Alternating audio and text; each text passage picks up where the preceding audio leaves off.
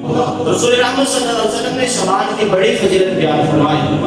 حضرت اما عائشہ صدیقہ رضی اللہ تعالیٰ عنہ فرماتی ہیں رسول رحمت صلی اللہ علیہ وسلم روزے رکھا کرتے تھے، کبھی روزوں کو چھوڑ دیا کرتے تھے.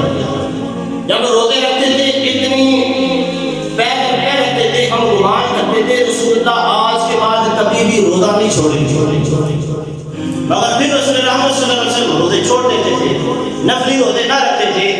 ہم گمان کرتے تھے اب رسول اللہ روزہ نہ رکھتے تھے، مگر فرماتے ہیں کہ رسول رحمت صلی اللہ علیہ وسلم رمضان المبارک کے خلاف جس مہینے میں سب سے زیادہ روزے رکھتے تھے وہ مہینہ ہے شوال المعظم کا.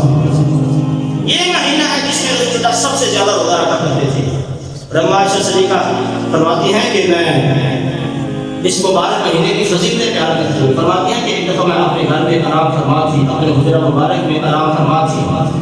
رات کی تاریکی میں میری آنکھ کھلی تو میں نے رسول اللہ کو اپنے بستر پر نہ پایا.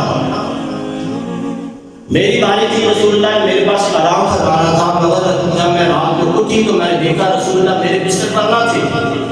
میرے دل میں گمان آیا کہ شاید رسول اللہ صلی اللہ علیہ وسلم کے قلب اطہر میں کسی دوسری زوجہ مبارکہ کی طرف رجحان پیدا ہو گیا ہوگا، آپ ان کی طرف تشریف لے کے ہوں گے. فرمایا کسی کشمکش میں میں اپنے بستر سے اٹھی اور رسول اللہ کو تلاش کرنے لگی.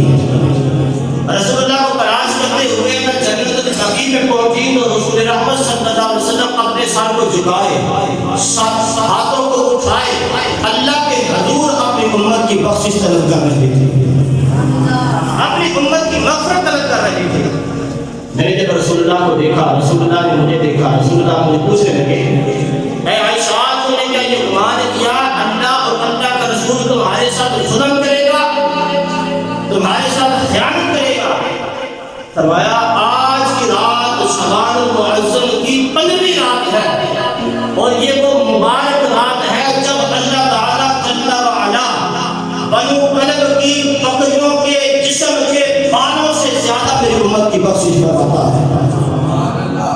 میں یہ شعبان المعظم کی ایک رات کی خدمت ہے، ایک رات کون سی شعبان المعظم کی 15ویں رات کی رات کو اللہ تعالیٰ جل وعلا بنو کلب، عرب کے اندر ایک قبیلہ ہے بنو کلب جو بکریوں کا بڑا مشہور قبیلہ ہے، جو اپنی بکریاں پالنے میں بہت مشہور ہے، بہت زیادہ. عرب کے اندر سب سے زیادہ بکریاں اس قبیلے کو ہوا کرتی تھی. فرمایا اللہ تعالیٰ جل وعلا کے پیارے حبیب نے مثال دی کر کہ بنو کلب کی بکریوں کے جسم کے اوپر جو بال ہے اس سے بھی زیادہ اس امت کے